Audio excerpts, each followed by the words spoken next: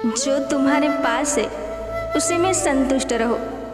चीज़ें जैसी है उनमें आनंदित रहो।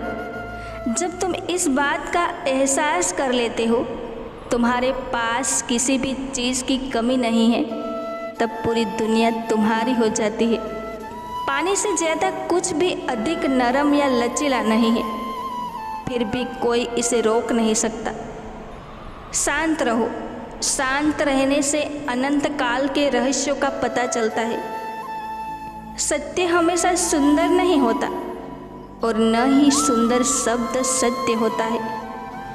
कर्म बीज की तरह होता है, जैसा हम बोएंगे वैसा ही फल पाएंगे। हर व्यक्ति के पास मनचाहा कर्म करने की पूरी आज़ादी है, लेकिन उस कर्म के अनुरूप परिणाम के लिए भी तैयार रहना चाहिए। याद रखना, अगर बुरे लोग सिर्फ समझाने से समझ जाते तो बांसुरी बजाने वाला कभी महाभारत होने नहीं देता। सीता जो राजा की पुत्री और राजा दशरथ की पुत्रवधू थी, जिसका विवाह बड़ा अलौकिक हुआ, पर उसके बाद सीता को मिला क्या? वनवास, और वनवास के बाद अपहरण, फिर अग्नि परीक्षा, अंत में गर्भवती होने के बाद भी परिवार का वियोग। कई राज्यों पर राज करने वाले पिता और ससुर चाहकर भी सीता को सुख नहीं दे पाए, तो फिर एक साधारण मनुष्य कैसे अपने संतान को उनके अपने कर्म के बिना सुख दे सकता है? इसलिए मनुष्य तन मन धन से संतान को सब कुछ दे सकता है, पर उसे सुख तो खुद के ही कर्मों से मिलेगा, दूसरों के कर्मों से नहीं।